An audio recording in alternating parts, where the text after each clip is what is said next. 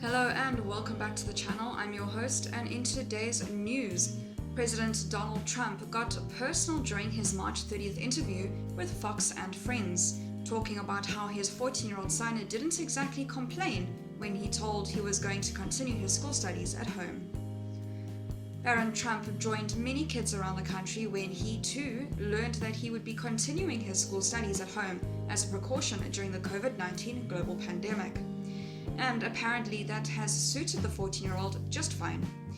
During his March 30th telephone interview with Fox and Friends correspondents Steve Doocy, Ainsley Earnhardt, and Brian Kilmeade, President Donald Trump shared how his younger son and only child with First Lady Melania Trump is adjusting to doing schoolwork at home.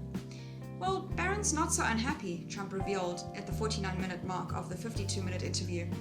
Indeed, he shared that Barron was actually in good spirits when he learned that his schooling at St. Andrew's Episcopal School in Potomac, MD, would take place at home for the foreseeable future. They said, "You can't go to school," and I wouldn't say he sat up and complained about it, the Commander-in-Chief added. He went on to share with Fox and Friends hosts that he and Melania are working with the school, and school gives lessons through the computers and other means that they have. They have a lot of different means, and all of those kids where Barron goes to school, they're learning. Trump continued before describing how education is even changing as a result of the novel coronavirus pandemic.